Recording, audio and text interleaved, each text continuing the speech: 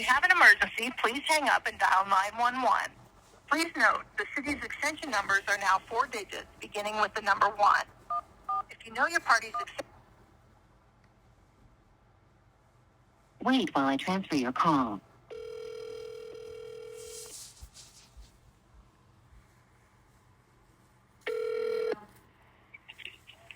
Person. Is this Rich? Yes, it is. Chief, this is Barry Wingfield. How are you doing? I'm okay, buddy. How are you? I'm doing well. I've tried to email you and been trying to reach you for a couple weeks now. I don't know if anybody's relayed that message. Yeah, well, I've got a thick stack of these little message things on my desk. I've been in and out of meetings all day, every day, as you can probably imagine, being the new guy in town. Oh, man. But hold on, let me dig this one out. I got one from you about police force. About the we're still talking about the safety bulletin. I have been, yeah. And I called legal about it too, trying to figure out how non-essential positions would have been sent the safety bulletin if it was specifically just for safety-sensitive essential positions. Yeah. Oh, that was a janitor. There was a janitorial lady, and she was included. Her name was included in because she worked for the police department. Police department janitor. Her name was included in the email list. You know, like if you hit all police for an email, like if you're going to say something like, "Hey, you can get off work early," or whatever the case may be, she was included in that blast email. That's why she got it. She wasn't supposed to get it because, like you said, it was supposed to be for law enforcement sensitive people only. That's how she got a hold of it. She wasn't even supposed to get it, and then she wasn't supposed to share it once she got a hold of it. So that's how that worked out. But it's not like we were just sending it out. I don't know that she shared it with anybody. If it's already slipped and it already got sent to somebody that's a breach in the system already, right? And like I told you when we sat down together, it was actually sent out in 2 different bulletins. It was sent out in one email, and then they redid it, sent it out in another email. Okay. Are they denying that? Denying what? It was sent out? That it was sent out in 2 different emails. Well, this is the first I've heard that it was sent out in 2 different ones. When we sat down, nobody's saying that it wasn't. When we sat down that one day, accidentally sent out. Yeah, when we sat down that one day, and in the room, I told you that it was sent out in 2 different emails, and your assistant chief said no, and I said, yeah, it was, because I seen both the emails, and one was bulletined something different than the other one. So you saw the email? I did, yeah. Okay, so well, I don't understand if you saw the email. What's the issue now? Because you're saying you want to see the email, but you're telling me no. I want the bulletin, because this is how mindsets are built. This is how the ideology gets built, and they push the narrative of somebody who isn't doing anything wrong, that they try to make them the criminal. They've done it to other people before. I talked to a couple of bail bonds guys, and they told me some other people's names that they've done this to before. And I'm not trying to say you're involved in it, because I don't believe that. But I do believe that you're being influenced by the people you're around, and they know what they've done, and they don't want it to come out public because it's going to destroy the public's mind frame, or the way the public looks at the police here, because of their actions. So they don't want to be accountable. They don't want to do these things because they know what's going to happen. It's kind of like when we were sitting there and your assistant chief he either lied about the policy or didn't know the policy. And either way, as the assistant chief and the man that's supposed to enforce these policies upon his subordinates, that doesn't show that he's doing his job very well. You remember the policy about identifying? That's a policy that for every police department everywhere. Any police officer, if they're on duty and somebody asks them for their name and badge number, they're supposed to supply that. Well, that's how I feel. I mean, many of them say that that's not a policy, but from what I've gathered, just about we should be proud of our police. We should hand over their file to say, yes, this is the man that he says he is, and I'm so proud of him. I will hand you this with no question because I know he's the man he says he is. But that isn't what we get from the police here. Well, there's a lot of things that go into some of the stuff that you're talking about that you don't realize or understand. Like you're saying, handing over people's files that invades a person's privacy. There are certain things in those files that aren't available for public consumption. Like in a file, you might have an officer's home address, his home personal phone number, I could find his if he personal owns address where his kids are. If he owns his home, I can find that on Beacon anyway. All I gotta have is his name. I can put it into Beacon, and I can figure out where he lives. But that's a whole different website. I mean, it's not appropriate for the police to be giving out certain bits of information. And in some states, there are laws that govern what information can and cannot be given out. So maybe in a state, the state law may say that a certain piece of information cannot be legally be given out. Now, if you were to come to us and say, hey, I want that piece of information, we couldn't give it to you because the law says we can't. And that doesn't mean we're trying to hide anything. We're just trying to, as people who enforce the law, we're just trying to go by what the law says. It's not saying that we like that law or we hate that law or we agree with it or we disagree with it. But if it's the law, we got to go along with it. We got to obey it. Yeah, I don't deny that. I'm 100% with you on that. So if there's parts of their personnel file that shouldn't be submitted to the public, then you can pull that. I mean, I don't want them to be unsafe. I want them to be safe. My whole purpose is to make sure that people are safe. And the best way to make sure that they're safe is to make sure that the guys next to them are doing their job right. I don't disagree with that. So if we've got a guy out there that's getting complaints on him repeatedly, I think the public should be aware of that. Just the same as the public should be aware of somebody that's out there causing criminal mischief or things like that, or illnesses that are in the area that are communicable diseases or whatever. We should make the people aware so that they don't get caught up in that stuff. I think the same should be said for the police. We should be aware of who and what they do and how they act. Again, I don't disagree with that. Okay. Every aspect of police work, or most aspects of police work, should be open to public scrutiny. Yeah, I believe that. So then, like this bulletin that you guys say is for your safety and stuff like that was put out in 2 different emails, and I'm sure that somebody put it out accidentally in the wrong one. And that's how some of these people obtained it. But then I should be able to obtain that bulletin too, because these non-essential people obtained it as well. Well, if it's a mistake that a non-essential person gets it, why would it be appropriate to give it out again to somebody else who's non-essential? Because it was already breached. I mean, that's what happens when things are breached. You have to tell people that their information has been breached, and you have to be accountable for what happened. That's just accountability. But nobody's information has been breached. The email was sent out to a person that shouldn't have It wasn't just one, though. It wasn't just one person. What do you mean? It wasn't just sent to one person that it shouldn't have been. As far as I know, yeah, there's that one person. How many janitors? Do you know somebody else it was sent to? Well, I'm not giving you any names. I haven't the whole time. I mean, there's no... No, I'm not asking for names. I'm just saying, do you know if there's somebody else that it was sent to that it should have been?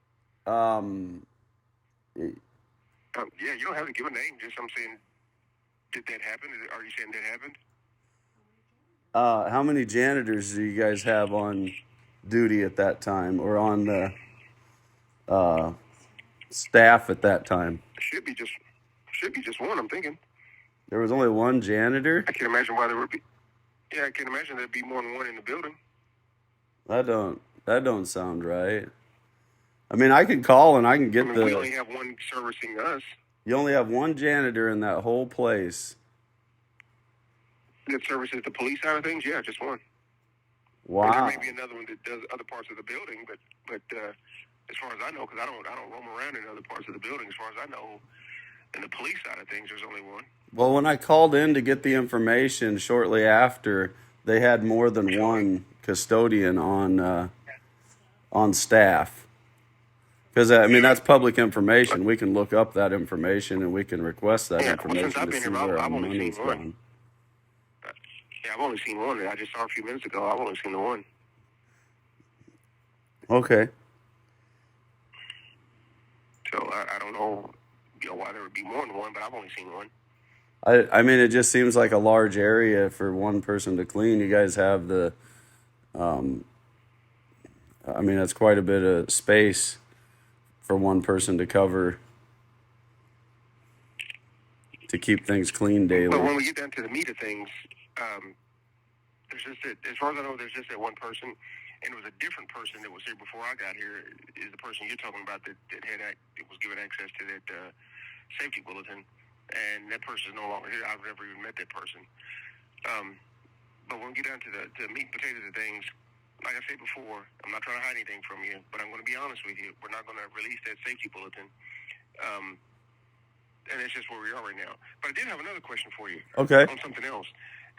It's my understanding, well, you know about that unfortunate incident that happened a few days ago where the pedestrian was hit at 7th and Gray and was killed. Yeah, that's totally unfortunate. Yeah.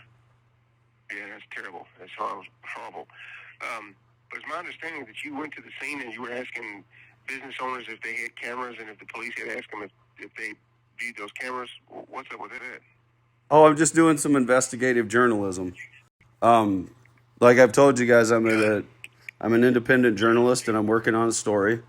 The same story that I was working on in with the shooting right across from Escape, showing where there's cameras everywhere, and then going in and talking to these places to see.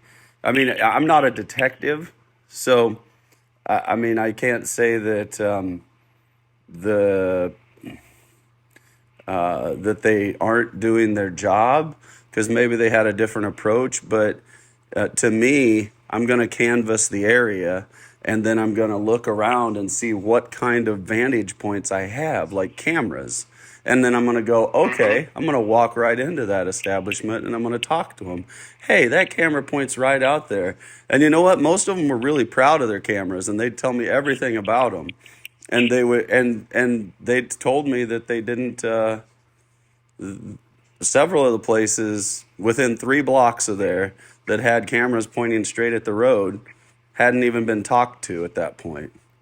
So I mean, I haven't done it for the shooting as Escape yet, but I mean, this is stuff that I think the public should be aware of. Why would our police not be doing that? We did go and talk to those people, and a lot of those people have, and this is, I don't understand, I don't get this either, but I was just talking to one of the detectives about this morning. A lot of those businesses have been told by their insurance companies specifically not to turn their cameras toward the roadway.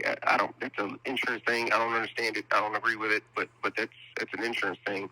But yeah, the officers did go and talk to those people, and they were told by the business owners, hey, we've got cameras, or we don't have cameras. And for the ones who said they did have cameras, they said we didn't have them pointed in that direction.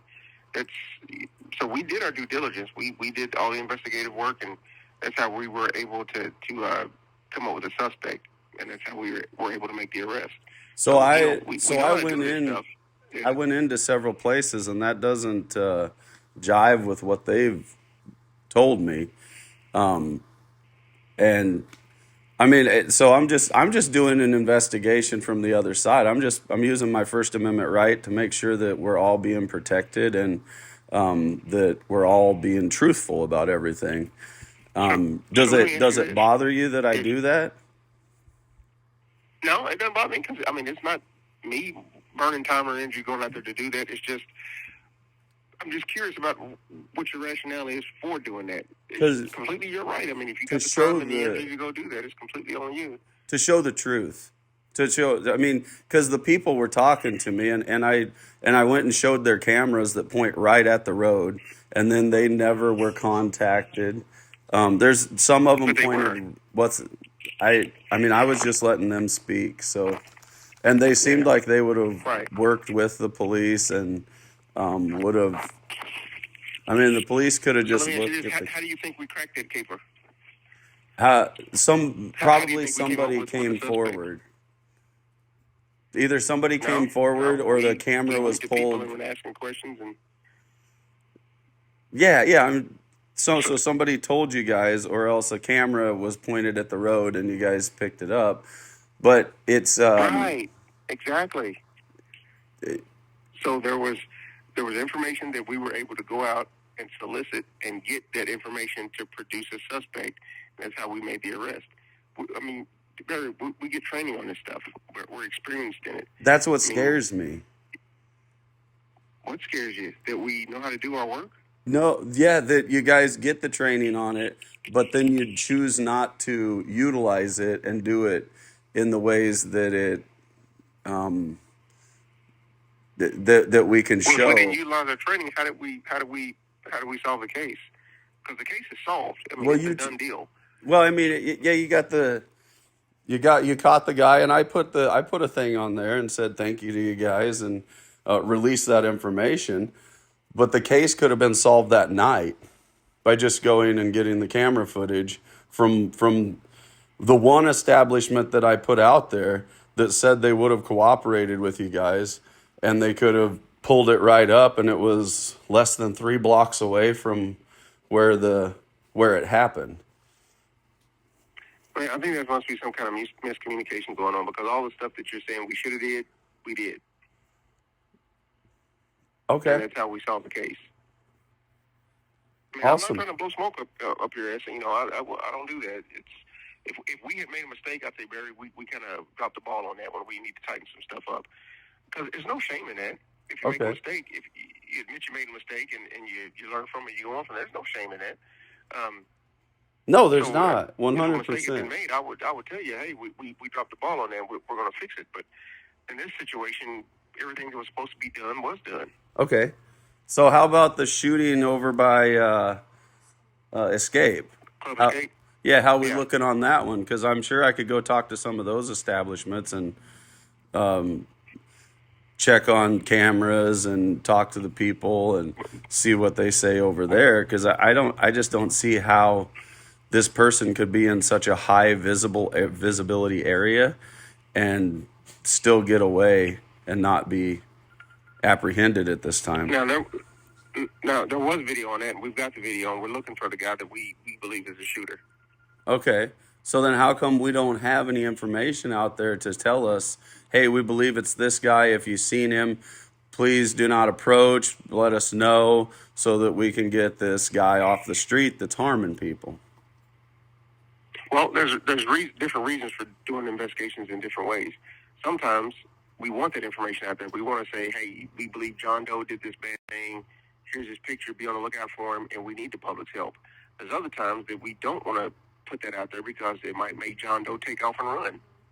We want to find him before he books.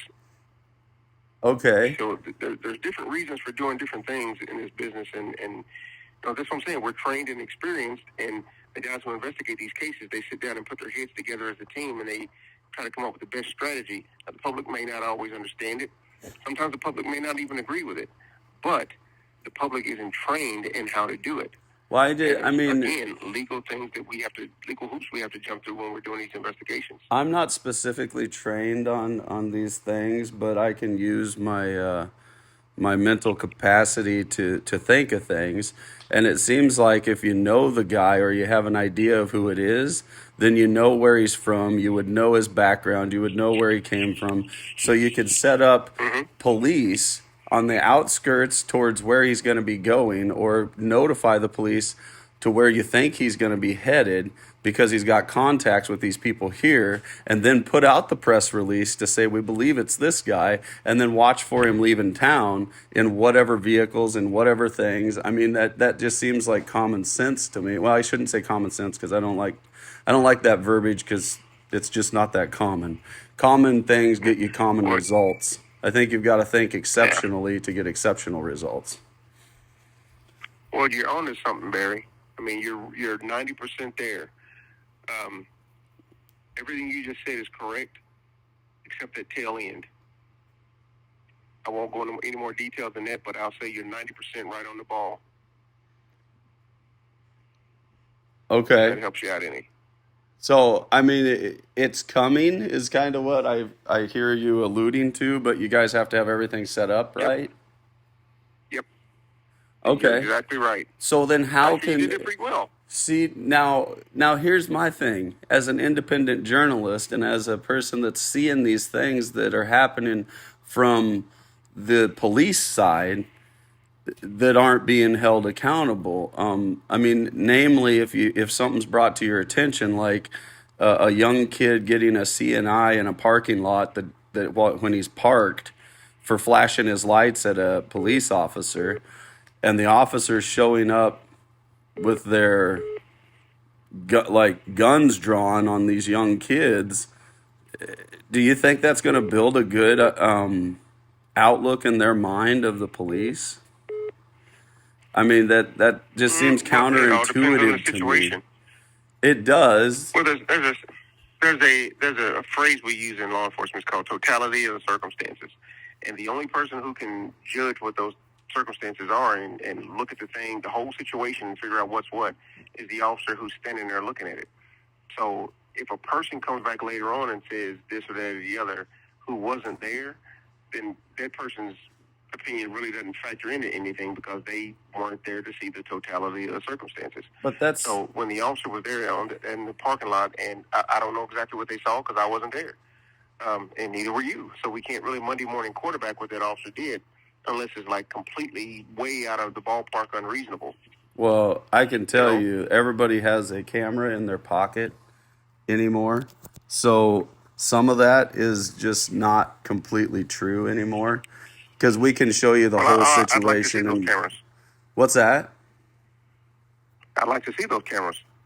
It's posted online. The kids posted it online. So, I mean, everybody's seeing it before you guys. What's that? Yeah.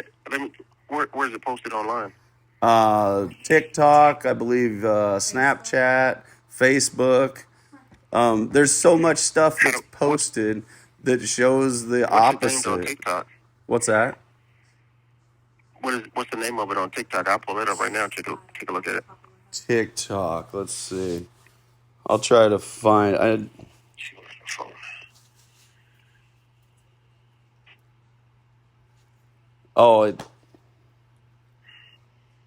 I can't pull it up on this one right here. Do you know what it's called? It was... Who's the guy's name? DJ is the guy's name. DJ or BJ? D. Yeah, D is in dog. Mm-hmm. Delta, whatever you want to say. Let's see. I think I copied it and shared it.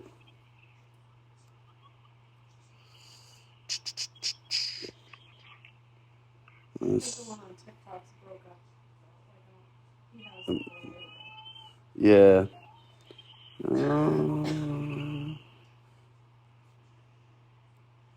I'll have to look up his. But it was the young kid that got pulled over, and he posted it. And I mean, it shows them pulling up, the cop sitting there. The cop shines his spotlight at him. I understand what happened. I'm just wanting to see if I can find the video. Okay, let's see.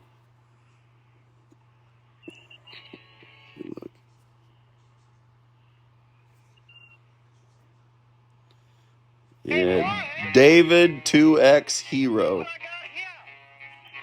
David 2X. 2X. Yep, Hero. He posted it. 7280. I'll try to find the. Let me see.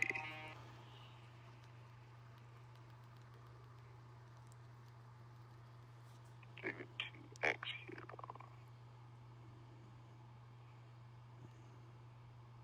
X Hero. Let's see what we got. And trying to find where it was at. What date was that? You remember? I don't. That's what I was trying to find right here as you're asking about it.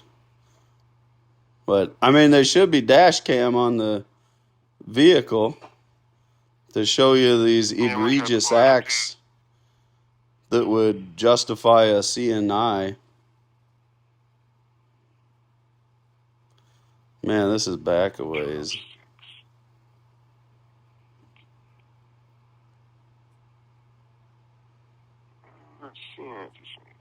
Yeah, I'm not seeing it on there either. Yeah, he may have pulled it down. His attorney may have told him to pull it down. Yeah, it's possible. It's possible. Well, I'll see if I can get the dash cam. That was an officer. Okay, well, I'll see if I can pull it up. Okay. I haven't had a chance to yet. Now, what about this Blue Lives Matter? The group that the Joplin Police Department follows, that right on their front, on their Facebook thing, they say that they're waging war on the streets. Who are they waging war against? That sounds like terrorism to me. Crime. But it doesn't say crime. It says they're waging war against the people. No, it didn't say they're waging war against the people. I'll go look it up. That, then we'll have something, but I can guarantee you, Blue Lives Matter website doesn't say we're waging war against the people. Because Okay. the people would include, I'm part of the people. I'm right here. I don't think that Blue Lives Matter is waging war against me. Okay, so here's what it says, 100%. Dedicated to the warriors who stand on this line, to those who wage war in the streets, to those we have lost and will lose, to our brothers and sisters. That doesn't say, that sounds like a group of people that are against the American public. The American public is in the streets. So if they're dedicated to the American people, why don't they say dedicated to America and those who stand with America? It sounds like you've been kind of nitpicky on that, Barry. And I don't know. On that, hang on one second for me. Hold on. Yeah. Hello. Yeah.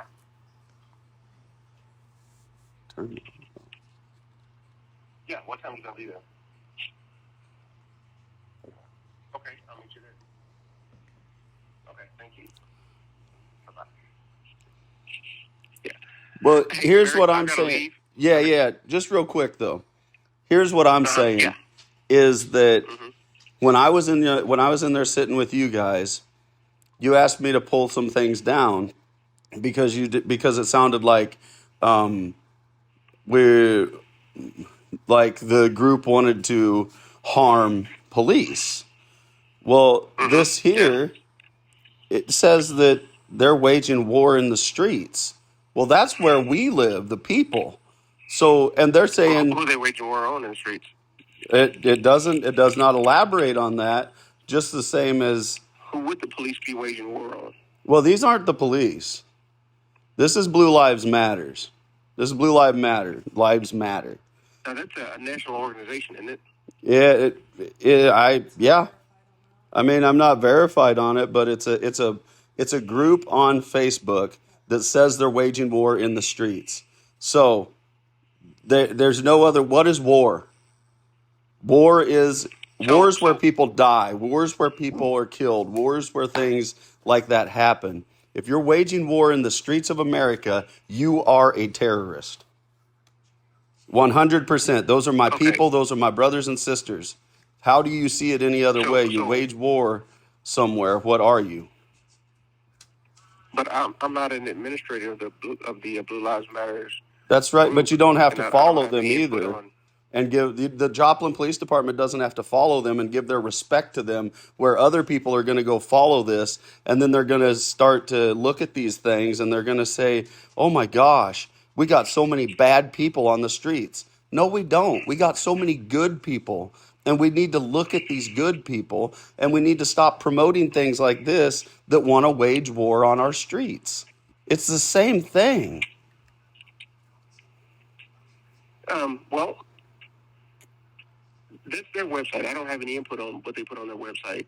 And as far as Joplin police following them, individual officers have the right, just like everybody else does, to be interested in whatever group that they want to be interested in. It's not individual officers. It's Joplin Police Department that is following them, not individual officer. Your page, the page you're in charge of now, is following these people that wage war on our streets.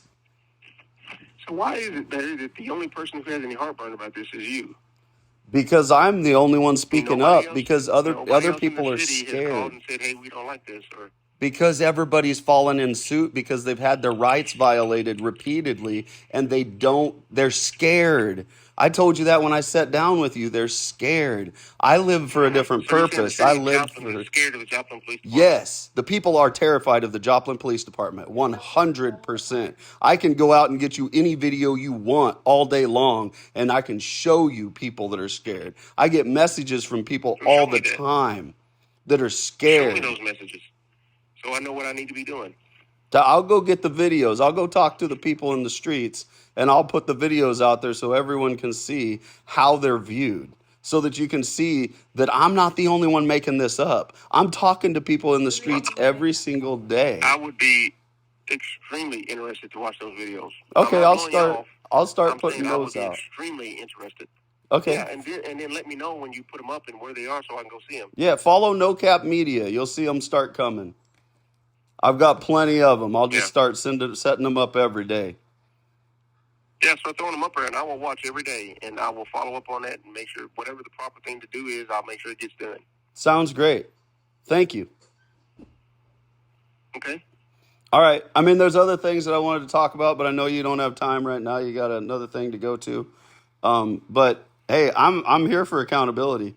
I don't know what you're being what you're being told or sold, but that's the truth. I've been trying to hold them accountable. You can look at the video of me being arrested, and you can see that your officer didn't follow policy and then arrested me for being upset because I was going to get their information no matter what. And now I'm still facing charges on that. Have you pulled that up yet? No, I don't think I've gotten a chance to pull that one up. What was the arresting officer's name? Wickman was the one that wrote his name down, but the other officer was the arresting officer, the one that came at me and said I was the one obstructing, the one that I wasn't even in their way. There's no way you can hold an obstruction charge on me. He never even asked me for ID. What was his name? I have no idea what his name was. He wouldn't give it. Okay, I'll research it. He didn't follow policy, just like Captain Duncan. When I've asked him, and I know you've seen that video, I asked him for his name and ID. He refused to give it. It's the leadership that's allowing these people to do these things. Now they've got better at it, I know that much, because I think they finally looked up some of my stuff that I've shared, and I shared their policy that says you shall and will. It doesn't there's no question mark on it. It's shall and will. There's no if this happens. No. Well, it does say if a person contacts you. But there's a ton of policies that aren't followed, that are outdated. So the policies need to be updated. Well, look, that's what I'm in the process of doing right now, is reviewing all our policies, because my name is getting stamped on all of them, and I want to make sure that I'm okay with what each and every one of them says. Yes, I would understand that 100%. I wouldn't want to put my name on nothing that I don't believe is right. Yeah, I want to know what it says, and I want to make sure that I'm okay with it before my name goes on it. So I'm reviewing all those now. Okay. Well, I'll start getting some videos, talking to the people, start showing you the opinion of the police and how they're handling things. And you guys can adjust and try to win back the people's opinion.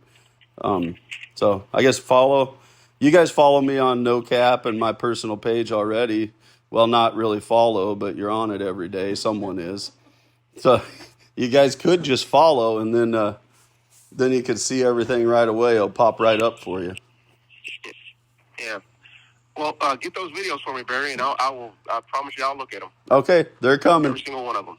All right. All right, brother. I appreciate it. Thank you. All right, now. Bye. I'll talk to you. Bye-bye. Yep.